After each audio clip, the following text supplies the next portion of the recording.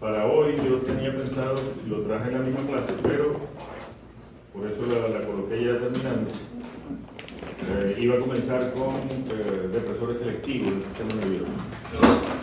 Pero entonces la profesora Alejandra me cambió un poco el orden porque quiere que se mencione hoy algo de dosificación. ¿Ya vieron algo de dosificación? Nada más. Entonces, este tema es relativamente corto. Se llama anestésicos locales y relajantes neuromusculares, que es del sistema, de la farmacología del sistema nervioso periférico.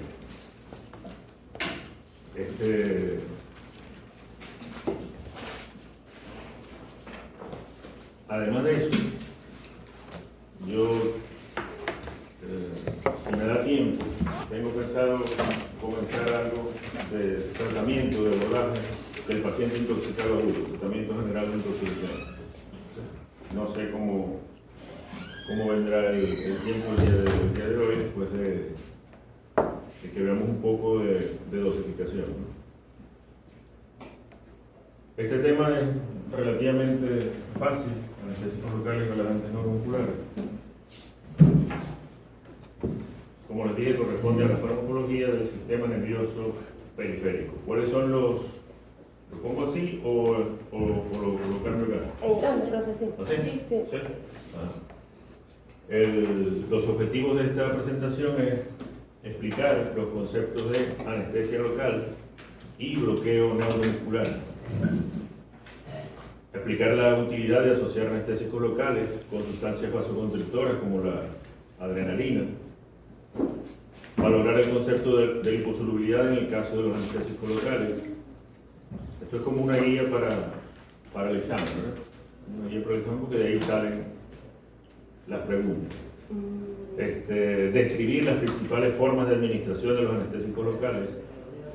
Dar ejemplos de las principales formas de administración de los anestésicos locales. Describir los principales usos de los relajantes neuromusculares.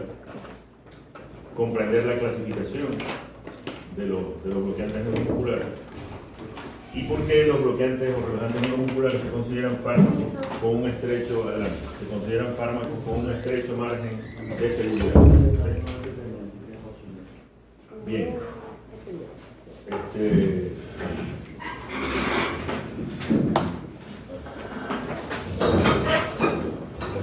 Entonces, ¿qué es anestesia local? Anestesia local es producir, mediante la administración de un fármaco, producir un efecto reversible,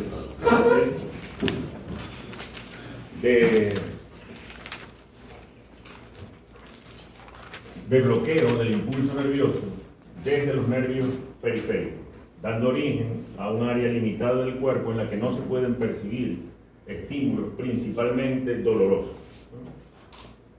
Digo que estímulos principalmente dolorosos porque vemos que los anestésicos locales, además de bloquear las vías aferentes que permiten la percepción de estímulos dolorosos, también pueden bloquear fibras autonómicas y también fibras motoras, ¿sí? Entonces, ese es el concepto de anestesia local. Y un anestésico local es un fármaco utilizado para producir ese efecto farmacológico. Es bastante sencillo.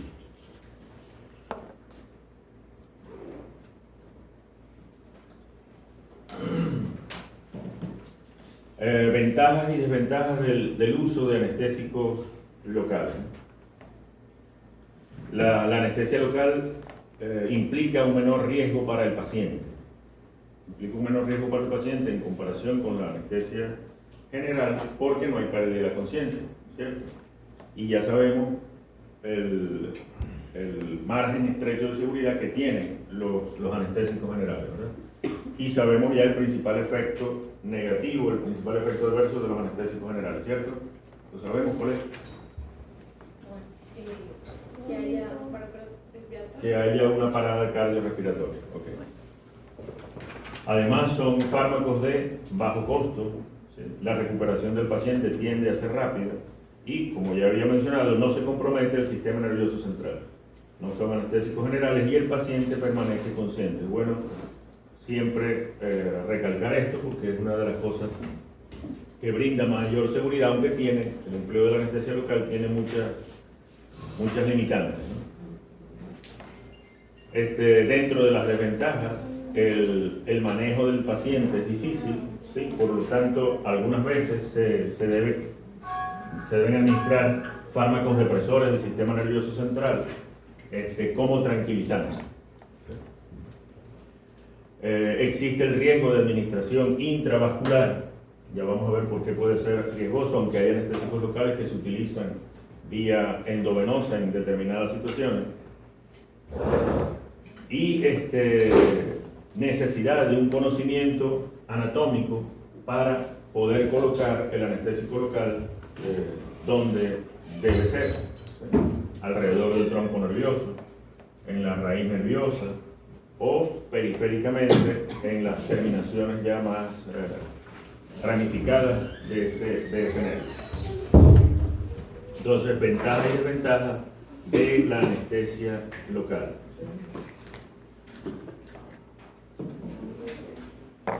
La clasificación de los anestésicos locales es básicamente química en dos grupos. En los, pero ahorita no, si lo guardo. Okay. Muchas gracias. Bien. Los anestésicos locales, entonces, mencionamos, se clasifican en base a su estructura química. Aquellos que tienen un enlace éster y aquellos que tienen un grupo amida, ¿sí? La principal diferencia de esa característica química tiene que ver con el metabolismo. Y esta característica metabólica va a determinar que se prolongue más o menos el efecto anestésico local. Al ser los ésteres, como la proteína, metabolizadas por las polinesterasas inespecíficas, ¿sí? Sanguíneas, entonces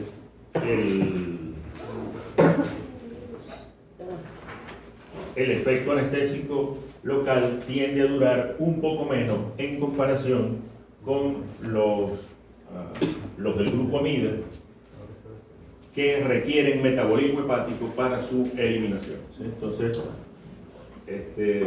esa es la diferencia fundamental desde el punto de vista farmacocinético, ¿no? El efecto anestésico local es mucho menor en comparación con los del grupo amida. Ejemplo acá clásico, procaína, y aquí lidocaína, ¿sí? Son los dos anestésicos locales que quizás más pregunto yo, porque son los más utilizados, ¿sí? ¿Alguna pregunta hasta acá? ¿No? ¿Alguna pregunta? Disculpe, el medicamento que dijo en el grupo... Aquí, procaína. Y aquí lidocaína. ¿Sí? Procaína y lidocaína. Ya vamos a ver el nombre más adelante. Continúo. ¿Vamos bien hasta ahora?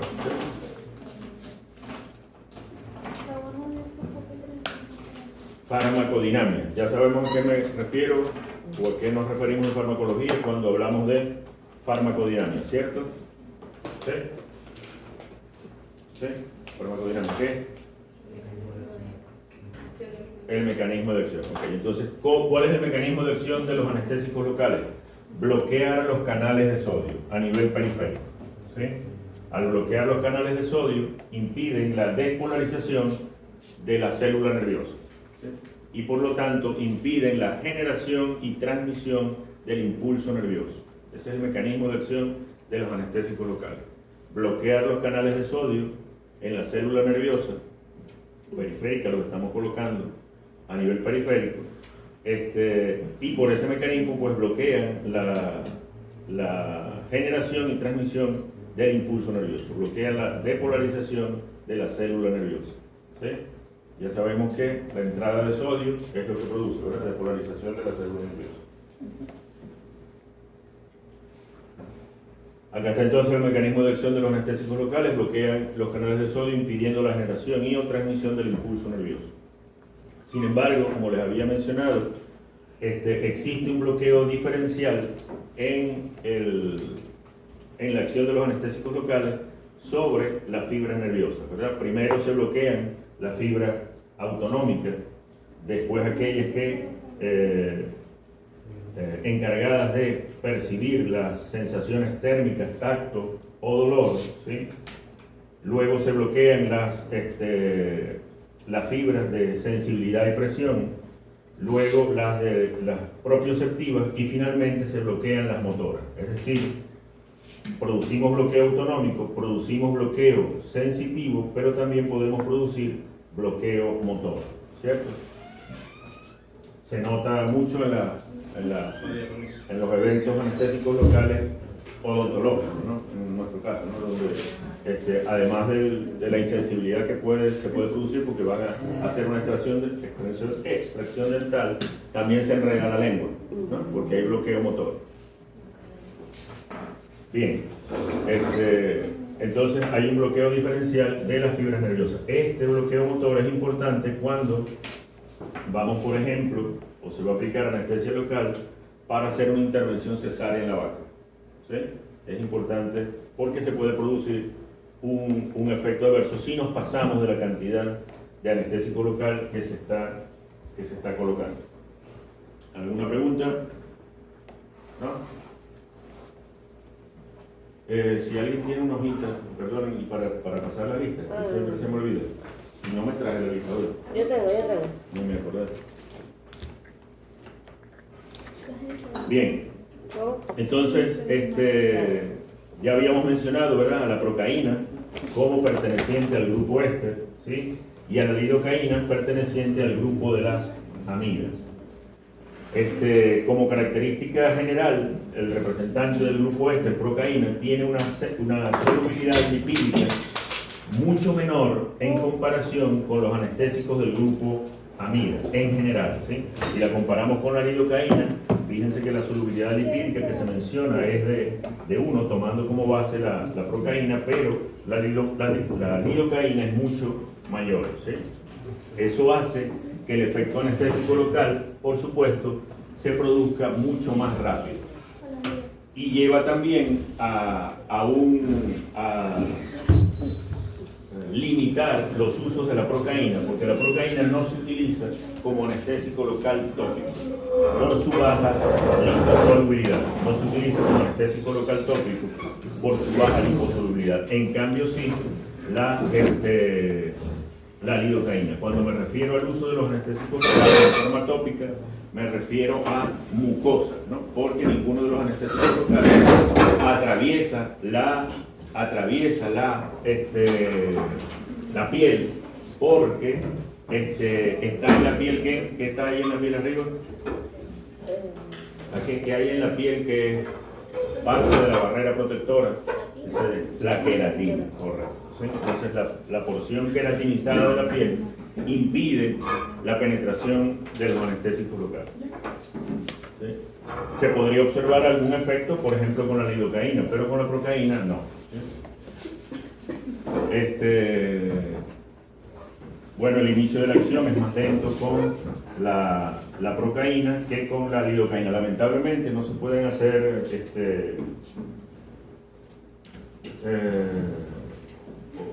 no se pueden hacer las prácticas que antes se hacían, pero esto se veía muy claro cuando se tomaba un conejo, ¿sí? Y en la conjuntiva ocular de un lado se ponía procaína y del otro se ponía lidocaína. Entonces después con la punta de un lápiz Roma se tocaba la córnea, ¿sí? Se iba tocando a diferentes tiempos y se observaba cómo el de la procaína se tardaba mucho más en perder el reflejo palpebral que en comparación cuando se colocaba del otro lado lidocaína, ¿sí? Entonces es importante esa diferencia farmacocinética en todo caso, ¿no? Porque tienen el mismo mecanismo de acción, ambos. Continuamos. ¿Hay alguna pregunta hasta ahora? ¿Nada? Profe, Sí. he hablado mucho sobre o sea, que es mejor la lidocaína que la procaína.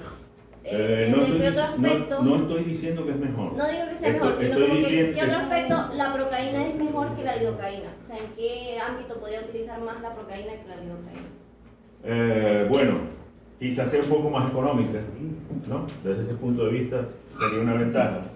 Otra ventaja, si necesitas que el paciente se recupere más rápido, entonces utiliza procaína, va a durar menos el efecto, ¿no? Si el paciente está comprometido desde el punto de vista hepático, no deberíamos utilizar un fármaco que se vaya a metabolizar vía hepática, ¿no? O sea, hay una insuficiencia hepática importante, ¿no? Pudieran ser algunas de las ventajas y desventajas en comparación con un anestésico local con otro. ¿Sí? ¿Conforme? Sí. Okay. ¿Alguna otra pregunta? ¿Alguna otra pregunta? No, seguimos entonces. Dígame. ¿La procaína en dónde se metaboliza? Las colinesterasas en específica sanguíneas metabolizan la procaína. La lidocaína y todas las amidas en el hígado. ¿Sí? Colinesterasas inespecíficas. ¿Sí? Colinesterasas inespecíficas. El primer anestésico local, y de allí partieron todos, de allí partió la procaína, fue una droga de abuso hoy día, la cocaína. ¿Sí? Ese fue el primer anestésico local, que sin embargo tiene otros efectos añadidos que no tiene la procaína, como el efecto sobre los vasos sanguíneos. La cocaína tiene efecto vasoconstrictor, ¿sí? Tiene un efecto adrenérgico, entonces produce vasoconstricción. Eso tiende a prolongar el efecto anestésico local, ya lo vamos a ver. Pero como droga de abuso, la cocaína, característicamente las personas que consumen, se menciona en los libros, que consumen a través de polvo en la nariz, entonces por esa producción de vasoconstricción tiende a producir necrosis de la mucosa nasal y hasta incluso necrosis con huecos en el tabique nasal, ¿sí? Por la vasoconstricción y la limitación del riego sanguíneo, ¿no? Se llega a producir esa necrosis. ¿Alguna otra pregunta acá? ¿No? Continuamos. Bien. Entonces, con los anestésicos locales, mientras más rápida sea la absorción, menor será el tiempo de absorción del anestésico local y mayor riesgo de toxicidad sistémica, ¿sí? Si yo coloco el anestésico local, a pesar de que tiene mayor liposolubilidad, ¿verdad? Pero si coloco ese anestésico local, allí va a ser un efecto más rápido, va a iniciar más rápido, pero probablemente como se absorbe muy rápido, entonces va a dejar de hacer el efecto anestésico local va a dejar de ser en el sitio y va a pasar a circulación sistémica. Entonces por eso se incurre en el riesgo de que se manifiesten los efectos tóxicos de los anestésicos locales. Por esa razón, entonces se utilizan generalmente soluciones anestésicas locales con vasoconstrictores como la adrenalina, ¿sí? Esa es la razón de la asociación de un anestésico local con la adrenalina, prolongar el efecto anestésico local.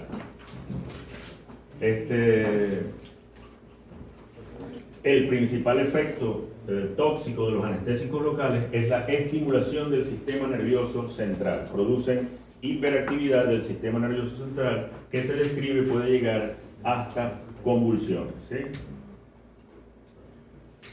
Para favorecer la dispersión del anestésico local en el área administrada, en algún momento se llegó a utilizar la hialuronidasa, que rompe las uniones celulares y permite mayor distribución del anestésico local. Sin embargo, como esto favorecía la absorción, entonces favorecía también el efecto tóxico sistémico y por eso se dejó de utilizar, ¿sí? esa estrategia de asociar esos fármacos. Pero se continúa usando la asociación del anestésico local con la adrenalina con el fin que ya les había mencionado, ¿no? Déjame ver qué dice acá. En el sitio de inyección depende del volumen inyectado y de la resistencia del tejido a la expansión de la solución. Bueno, sí. Y depende de la liposolubilidad también, ¿no? La distribución, en todo caso, sistémica. ¿Alguna pregunta acá? ¿No? Entonces, comparativamente, la procaína, fíjense, estas son las formas de administración de los anestésicos locales. Para anestesia tópica, por infiltración, troncular, de forma regional intravenosa y epidural. Entonces, no se utiliza aquí la procaína como administración regional intravenosa por su poca liposolubilidad, por la misma razón por la que no se utiliza administrarlo tópicamente. En cambio, la lidocaína, una amida, sí se utiliza en todas las formas de administración de los anestésicos locales. Entonces, ya sabemos que estas son las formas de administración de los anestésicos locales, ¿sí? Vía tópica, por infiltración, troncular, regional o epidural. ¿Alguna pregunta hasta ahora? ¿No? Seguimos. Esto es pregunta de examen. Esto es pregunta de examen. Junto con algunos ejemplos. Ya les había mencionado entonces que la toxicidad de los anestésicos locales es principalmente por la posibilidad de alcanzar el sistema nervioso central, que pueden llegar a producir convulsiones. ¿Sabemos cómo clasificar las convulsiones? ¿Sí? Pero sí sabemos qué es una convulsión. ¿Quién me puede decir qué es una convulsión? Alguien que se atreva. Alguien puede equivocarse. Yo también. Ajá, ¿cómo? Un choque de energía. Un choque de energía. Que ocurre. ¿Pero cómo se manifiesta? ¿Cómo se manifiesta? Impulso nervioso. Impulso nervioso. ¿Quién me da otra definición? ¿Qué es una convulsión? ¿Qué es una convulsión? Hiperexcitabilidad del sistema nervioso. Hiperexcitabilidad del sistema nervioso central. ¿Y cómo se manifiesta? Voy a salirme de aquí un momentito. Ajá, ¿y cómo se manifiesta? Hay de espasmos musculares, ¿no? Hay varios rangos desde el momento en que comienza esa estimulación del sistema nervioso central hasta que finalmente se manifiesta la convulsión. ¿Sí? Uno de los primeros estadios que encontramos y que se ve, por ejemplo, en la intoxicación por estrinina, parece que no me va a abrir, qué pena. Le he recomendado. ¿Le doy aquí? Sí. ¿Sí? ¿Y abrirá? Sí, sí. No sabemos. ¿Qué dice ahí?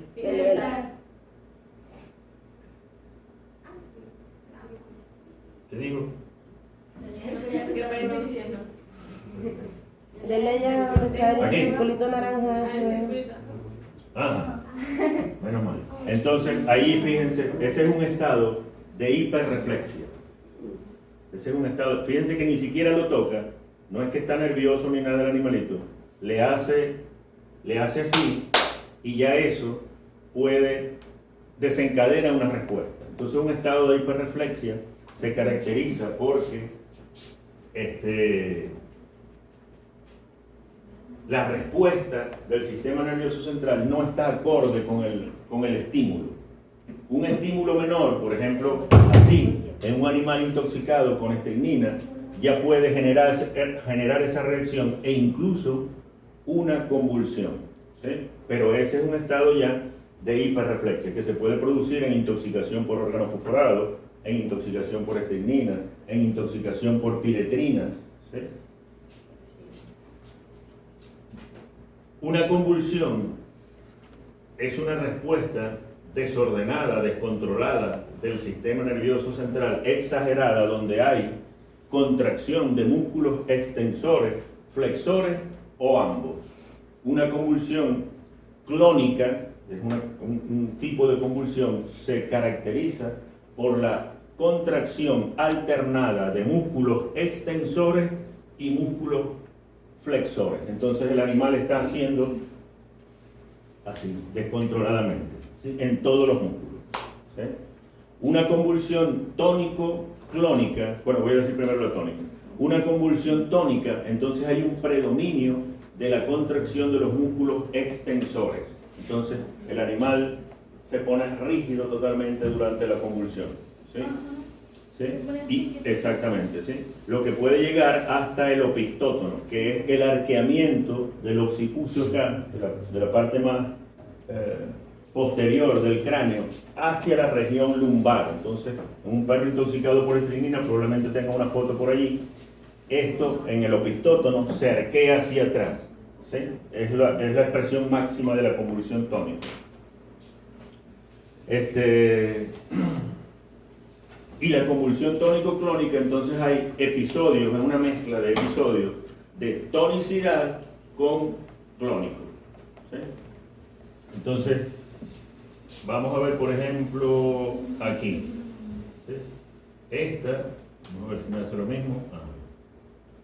Esta es una convulsión clónica, básicamente. Miren, un perro intoxicado. Por eso es que quería yo comenzar a dar hoy, no sé si me dará tiempo, iba pasando un poco la convulsión. El problema de allí es que, fíjense cómo está cansado, ¿no? Porque durante el periodo de convulsión no puede respirar, no puede respirar adecuadamente, ¿sí?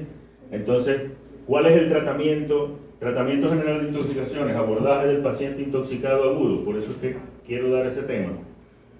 En el caso de las convulsiones hay que estabilizar al paciente. ¿Cómo cesan las convulsiones? Con la administración de diazepam intravenoso. ¿Sí? Dosis respuesta. Entonces hay que administrar un depresor del sistema nervioso central. ¿Sí? Entonces, pero fíjense, si ya a veces no es muy fácil tomar la vía cuando el animal está tranquilo, ¿no? Un poco más difícil puede ser si está en esa situación, ¿no? Tomar la vía para administrar el diazepam u otro depresor, puede ser propofol inclusive, para estabilizar al paciente y que cesen las convulsiones. Esa es una convulsión clónica, pero fíjense que acá vamos a poder ver una convulsión tónica. ¿Sí? No sé si se ve bien allí. Está pequeñito, ¿cómo lo pongo en el centro? Aquí. Al lado de la cochita. Pero lo que pasa es que como es un video viejo, no sé si se va a ver muy bien. A lo mejor prefiero dejarlo pequeño. ¿Sí? Ajá. Lo voy a empezar otra vez. ¿No veis? Ahí va a una convulsión tónica. ¿Ves? ¿Ves? Describí ahí, recuerdo ese caso que era un caso de distemper en el león. ¿Sí?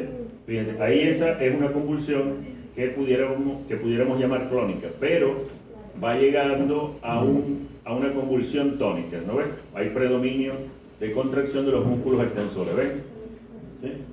En todo caso, en cualquiera de los tipos, es bueno saber identificarlos, por supuesto, pero el tratamiento para estabilizar al paciente es administrar vía endovenosa, no vía intramuscular, no vía oral ni nada, un depresor del sistema nervioso central, preferiblemente selectivo, como el diazepam o el fenobarbital, ¿sí? O el fenobarbital, que es un barbituril. Bien. Bueno, entonces quería mostrarles esto y con estos ejemplos comenzar el tema, digámoslo así, de tratamiento general de intoxicación. Toxicidad de los anestésicos locales. Iba por ahí, ¿verdad? ¿La anterior cuál era? Ese pequeño. No sé.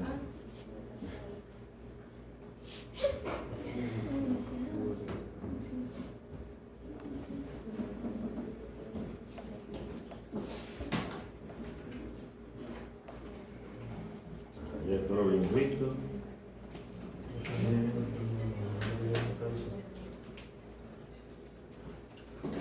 Estábamos aquí, ¿verdad? En la que sigue.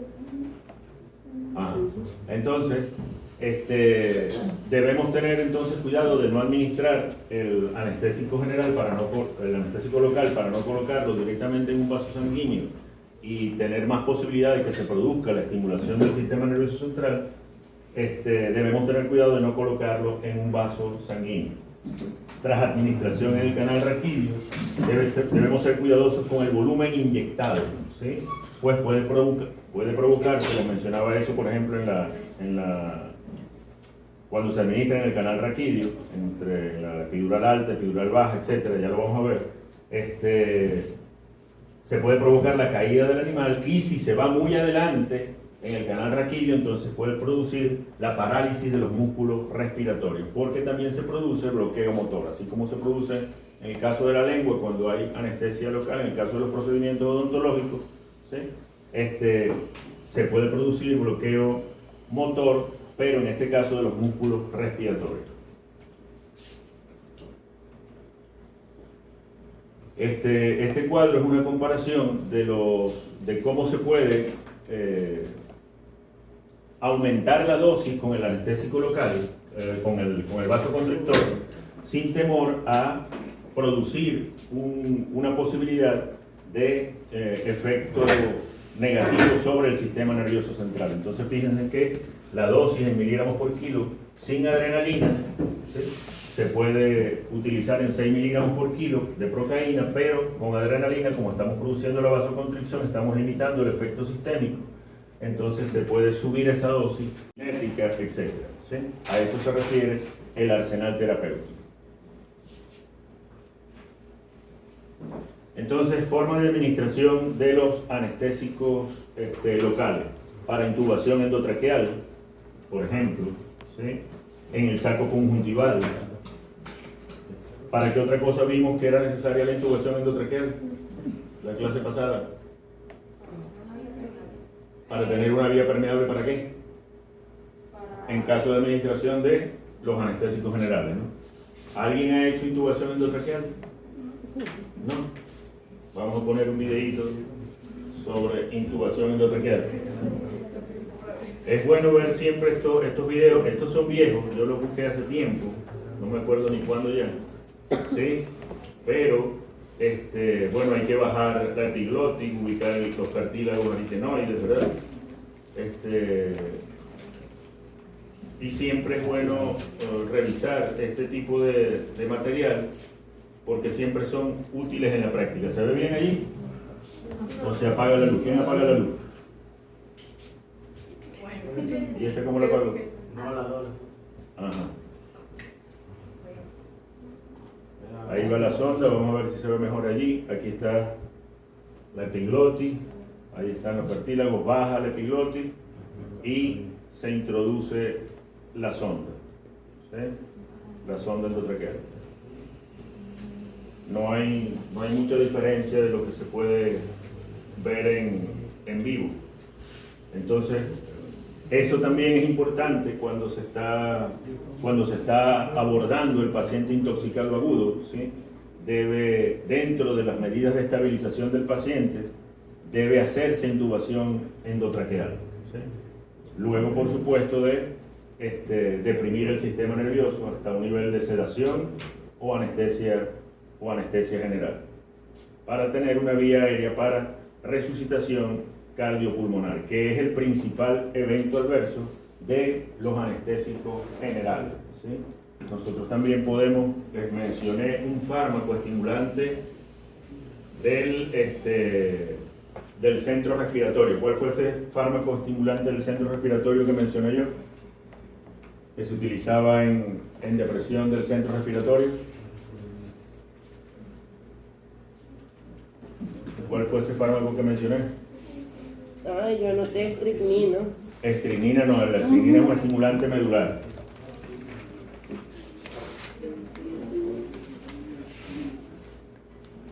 Entonces debemos estar preparados también para hacer resucitación cardiopulmonar, ¿sí?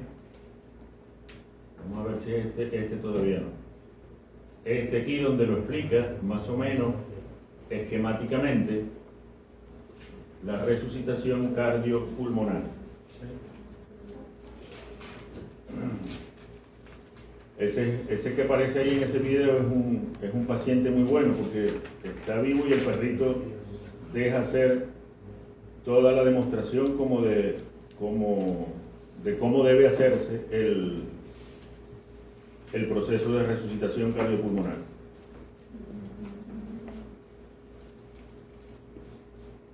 Vamos a verlo con atención un momentito. Creo que esto no tiene sonido, ¿verdad? No tiene.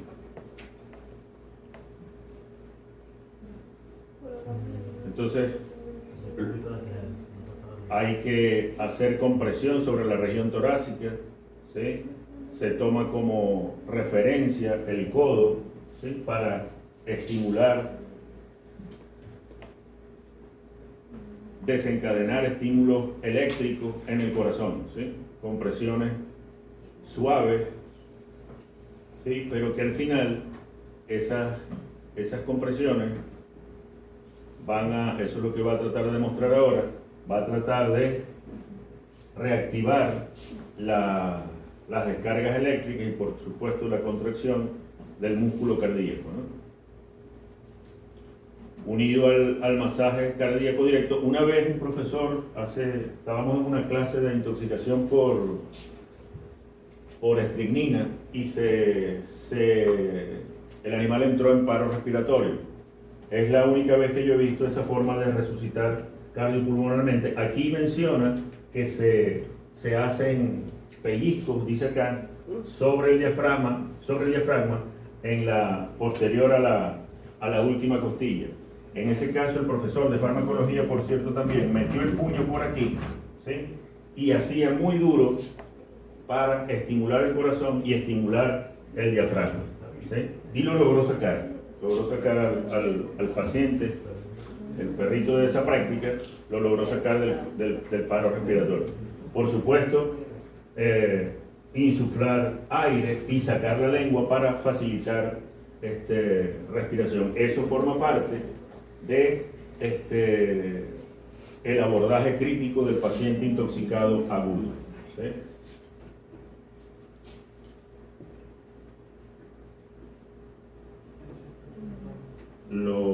Ese es un caso demostrativo. Fíjense, está sacando la lengua, ¿sí? un buen paciente para describir eso. Y sí fue un caso real, por lo que se ve en el video. Déjenme ver cómo se ve más grande. ¿Se ve bien ahí? ¿Sí? Ajá. Ese sí es un boxer. Fíjate en el audio se ve que la persona, la dueña, está dando gritos ahí. Supongo que ese es un veterinario y comienza, el animal está completamente sin respirar, inconsciente casi, ¿sí? Y trata de hacer el masaje cardíaco varias veces. No le es fácil sacarlo del cuadro, ¿no? Ahí hace un intento de volver a respirar. Por los gestos se ve que le está diciendo que se calme, que parece que lo está logrando. Ahí va entonces a sacar la lengua y a insuflar aire. Y vuelve otra vez con el masaje cardíaco. Abordaje del paciente intoxicado agudo.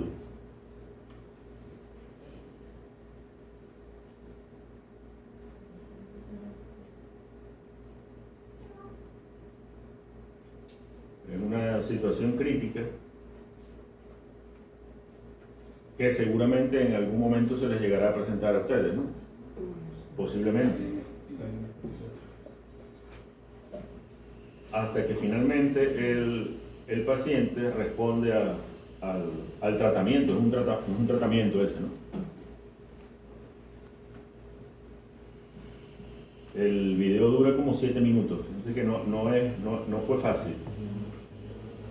Pero vamos a llamarlo veterinario. El veterinario no desistió de su intento, ¿no? De su intento de reanimar al paciente.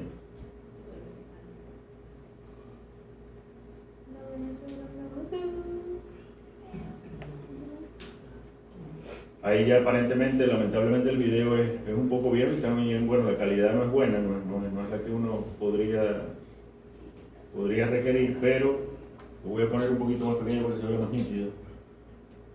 Aquí, ¿verdad?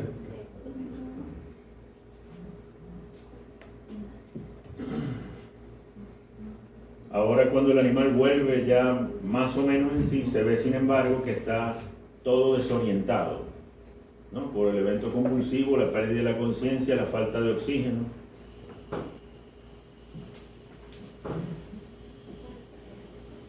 Ahí ven que no logra coordinar movimientos, ¿ves?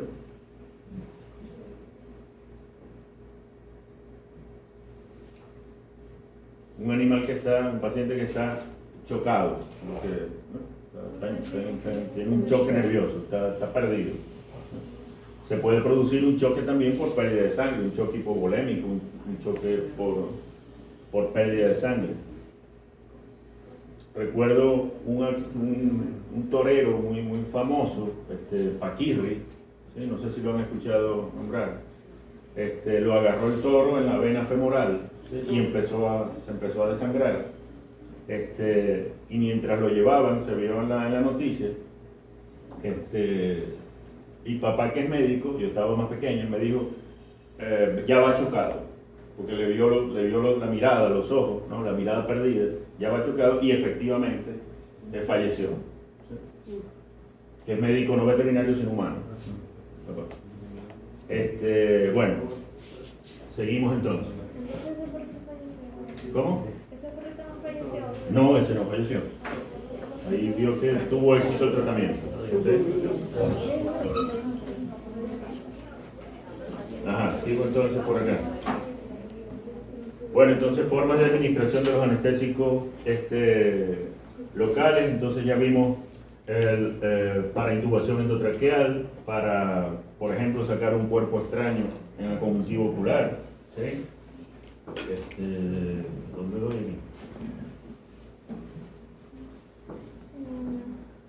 ¿Dónde la cosa? La copita que está al lado del 60. Un estandarte al lado del 60. Al lado del 60. ¿Aquí? Allá. Ah, aquí, ya lo veo. Prendan las luces porque ahora no veo yo aquí.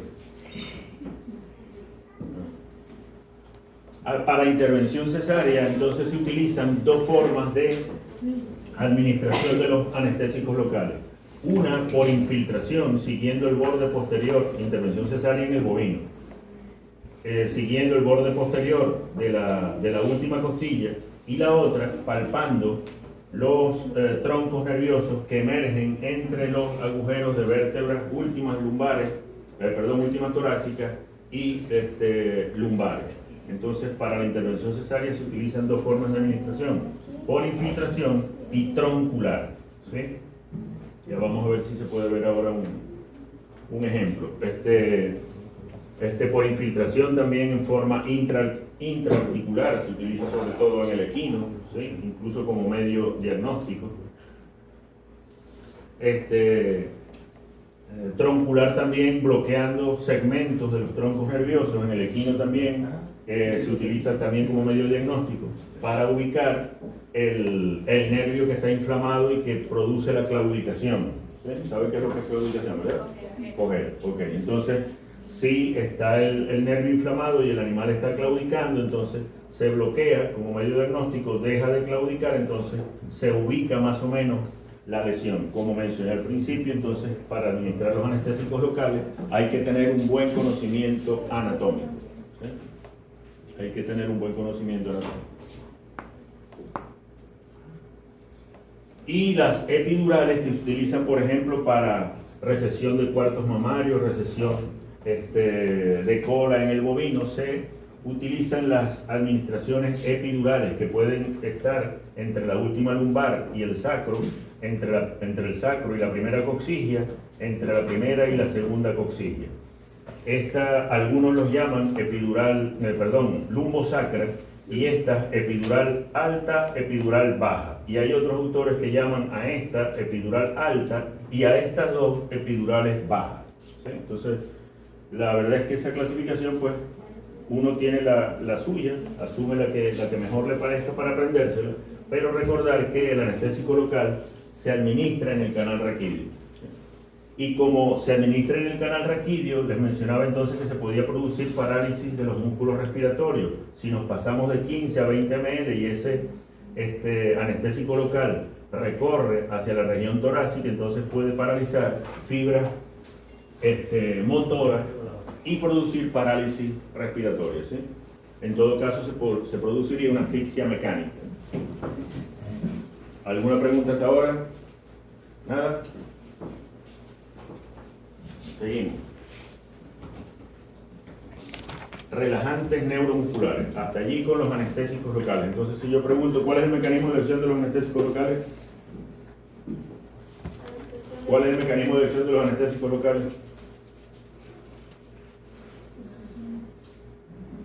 Bloquean los canales de sodio. Bloqueo de los canales de sodio. ¿Cómo se clasifican los anestésicos locales? Desde el punto de vista químico. Amidas y ésteres. ¿Cómo se administran los anestésicos locales? Puede ser vía muscular, intramuscular, intravenosa, vía tópica. No, intramuscular no. Intramuscular no. Ni intravenosa tampoco. ¿Cómo se administran los anestésicos locales? Tópico, ¿qué más? Epidural, ajá. Por infiltración, ajá. Y troncular. Allá atrás, por allá. Efectos, no veo por allá. Efectos tóxicos de los anestésicos locales. Todas preguntas de examen, para que salgan bien. Convulsiones, estimulación del sistema nervioso central. Y el otro, Bloqueo de los músculos. bloqueo cuando se administra en forma epidural, bloqueo de los músculos intercostales. Bien. Relajantes neuromusculares. Se utilizan en cirugía, sobre todo con aquellos fármacos que no producen, anestésicos generales que no producen buena relajación muscular. ¿Sí? Mencionamos un anestésico general fijo que no producía buena relajación muscular y que es muy conocido. ¿A cuál me estoy refiriendo? Al propofol. No, el propofol produce una buena relajación muscular, inclusive hasta para cirugía abdominal. ¿Cuál? La ketamina. La ketamina. ¿Sí? Ajá. Entonces, los relajantes neuromusculares son fármacos que provocan la relajación de la musculatura estriada esquelética. ¿Sí? Son fármacos que provocan la relajación de la musculatura estriada esquelética mediante la ocupación prolongada de los receptores nicotínicos de la placa motora. ¿Quién estimula los receptores nicotínicos de la placa motora? ¿Qué sustancia? La acetilcolina. Okay. No son anestésicos generales. No son anestésicos generales. Esto es muy importante tenerlo consciente. No son anestésicos generales, ni son anestésicos locales. Tampoco son analgésicos. ¿Sí? Solo son relajantes neuromusculares. Entonces, si nosotros tenemos el animal aquí, ¿verdad? O le colocamos a ella relajante neuromuscular, ¿verdad? Ella va a estar consciente. Ella va a estar consciente. Y yo tomo una aguja y estimulo y ella no va a poder responder, pero está sintiendo. ¿Sí? Está sintiendo. Por eso es muy importante tener claro que no son anestésicos locales, no son analgésicos. ¿Sí? Entonces, hoy es pauta médica no usarlo si el paciente está consciente. Entonces, hay un libro de cirugía, se me va a olvidar ahorita el autor, pero es un autor mexicano, tiene una pasta verde, ¿sí? Está en la biblioteca, no sé si la biblioteca la estarán abriendo, ¿sí? Las portadas son de color verde, que menciona como cosa anecdótica que se llegó a utilizar los relajantes neuromusculares para transportar equinos. ¿Sí? Entonces, se administraba el relajante neuromuscular para poder transportarlo, pero entonces el animal moría por un infarto. ¿Sí? Moría por un infarto porque estaba sintiendo, el equino es sumamente nervioso, se estresaba, una descarga masiva de adrenalina y se producía el infarto. Entonces, por eso no se deben utilizar en el animal consciente, porque el animal tiene conciencia y está sintiendo, ¿sí? Está sintiendo. No responde, no porque no siente, no responde porque no puede. ¿Sí? No puede. Tiene inyectado el relajante neuromuscular, yo la pincho con una aguja y ella está sintiendo, pero es imposible de que los músculos se contraigan porque están bloqueados los receptores nicotínicos en la placa motora. ¿Sí? Bien, bueno, entonces eso es el mecanismo de acción de los relajantes neuromusculares. Bloquean los receptores nicotínicos en la placa neuromuscular. Un mecanismo de acción muy facilito, ¿verdad? No se les debe olvidar. Continúo. Los relajantes neuromusculares se clasifican. Disculpe, ¿puedes repetir lo que dijo? Lo que hacen los relajantes musculares. Bloquean los receptores nicotínicos en la placa motora. Bloquean los receptores nicotínicos en la placa motora.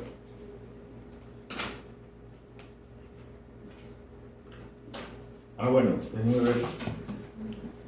Aquí voy a salir otra vez.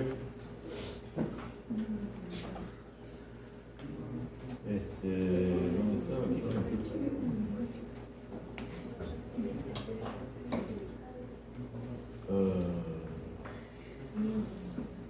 Vamos a ver qué tal se ve anestesia epidural. Es un poco viejo, sí, también. No he buscado, en verdad que no he buscado material de este tipo más. Fíjense, se coloca en el canal raquídeo. El canal raquídeo, pues pasamos la duramadre y queda un espacio allí que es vacío. Entonces, para saber que estamos en el canal raquídeo y que no estamos en tejido, no estamos en otro sitio, se hace eso que está haciendo él allí, ¿no? Coloca, mete la aguja y para comprobar que ya llegó al vacío, porque además se siente, entonces deja caer un poquito de anestésico local a forma de prueba, ¿sí? Y se baja el líquido. Si no estuviese en el canal raquídeo no se baja, ¿sí? Y después es que coloca ya la jeringa para terminar de administrar toda la cantidad que considera anestésico local, ¿no? Es una prueba que generalmente se hace a campo, ¿no? Se hace para comprobar que se está en el sitio correcto, anatómico.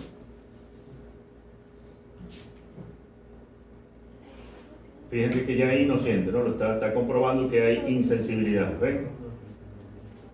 Está comprobando que hay insensibilidad. Bloqueó los nervios de esa zona.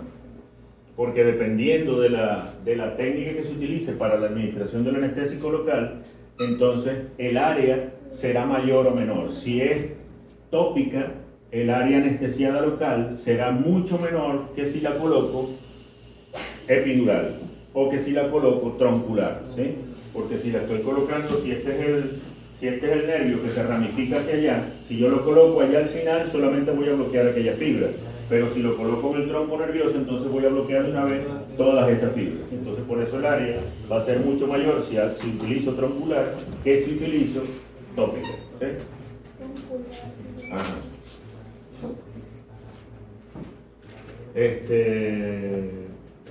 ¿Cuál será?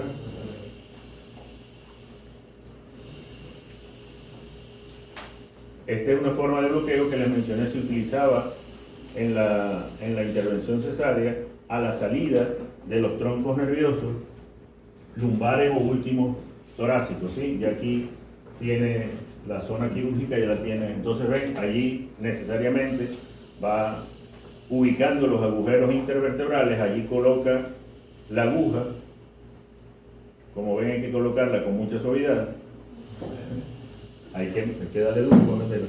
Y coloca la cantidad de anestésico local por punto, generalmente 8, 10, 12 ml, ¿sí?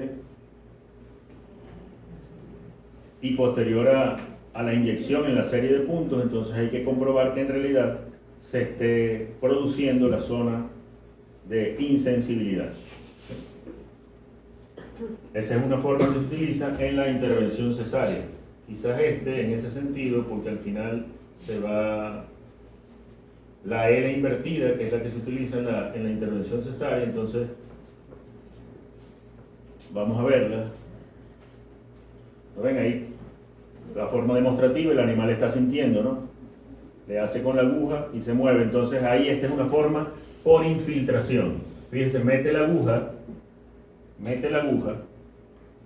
empieza a colocar el anestésico local, pero va sacando la aguja, ¿sí? Porque lo que quiere es, o lo que está afectando son las fibras, las terminaciones nerviosas de esa zona, ¿ves? Entonces va haciendo, la L es así, ¿no? Aquí es por infiltración y allá es en el tronco nervioso. Y la incisión quirúrgica va aquí, en esta parte.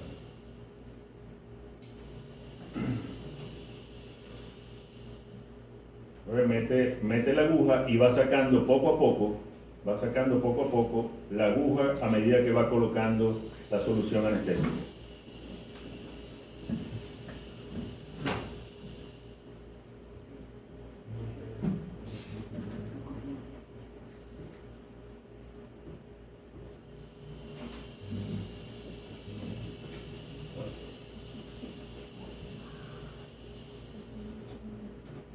Muchas veces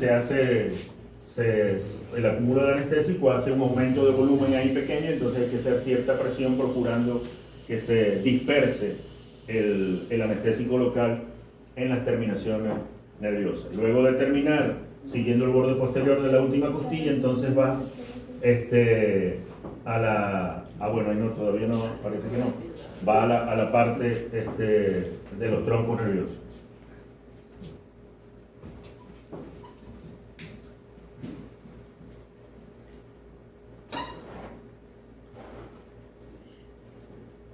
Y finalmente va entonces a probar la zona que ya no tiene sensibilidad, ¿ves? Que siempre hay que hacer.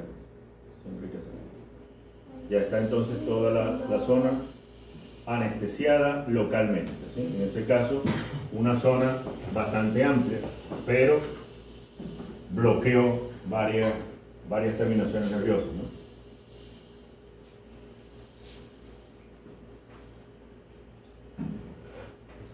Bien, sigo aquí entonces. Ajá.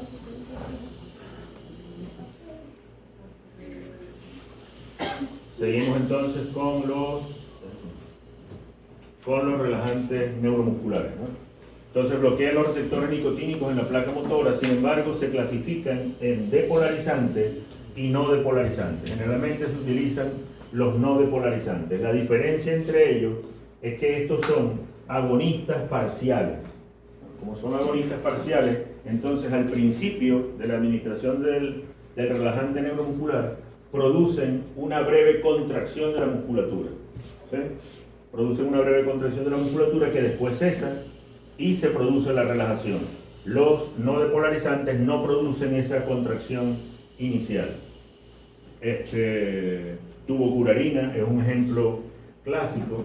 El bromuro de pancuronio también se utiliza mucho, ¿sí? Y hay, igual que anestésicos locales, hay muchos relajantes neuromusculares.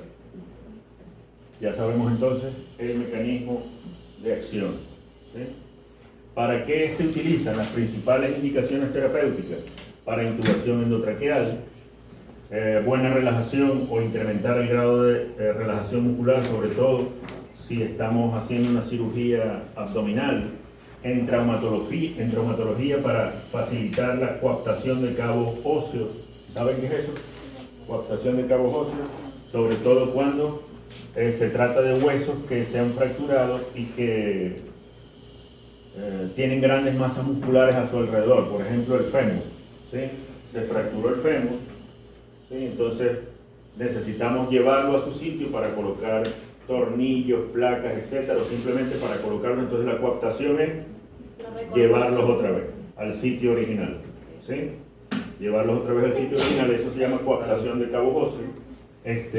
Si hay mucha masa muscular aquí que está contraída, esa manipulación va a ser más difícil. Entonces, por lo tanto, necesito que esa musculatura se relaje para facilitar ese procedimiento quirúrgico en traumatología.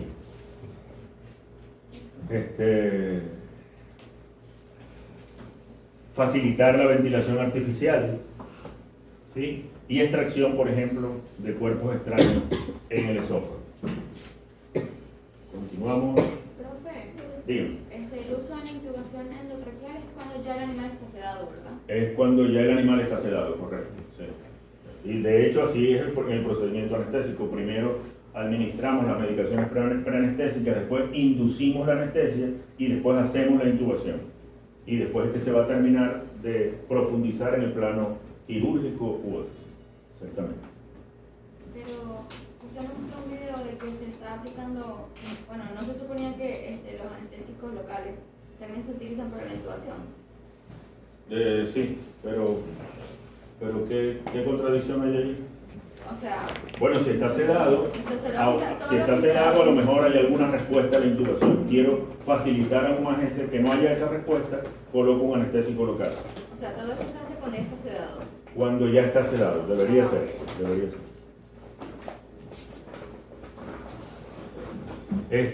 Toxicidad de los relajantes neuromusculares. Esta gráfica, espero que la recuerden siempre, ¿no? Cuando se administran vía endovenosa los relajantes neuromusculares, ¿sí?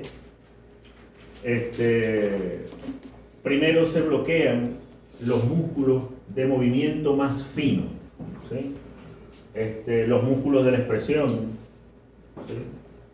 Después los músculos cervicales y parte de los miembros en su porción distal. Después siguen en ese orden los músculos de los miembros en su parte más proximal. Luego vienen los músculos intercostales, ya son músculos músculos abdominales, músculos intercostales y finalmente el diafragma. Entonces una sobredosificación con relajantes neuromusculares puede llegar a producir una asfixia mecánica, ¿sí? Entonces, por eso son fármacos que se consideran de un estrecho margen de seguridad. Es importante entonces recordar ese hecho, ¿no? Bueno, una comparación entre la duración del efecto de varios relajantes neuromusculares y terminamos esta parte de la clase, ¿sí? Anestésicos locales y relajantes neuromusculares. Si pregunto entonces, ¿cuál es el mecanismo de acción de los relajantes neuromusculares? ¿Quién responde? Bloquearse de los receptores nicotínicos de la placa motora. ¿Cuáles son los efectos adversos de los relajantes neuromusculares? Asfixia mecánica, no paro respiratorio, asfixia mecánica. Ajá. Clasificación de los relajantes neuromusculares. Depolarizante.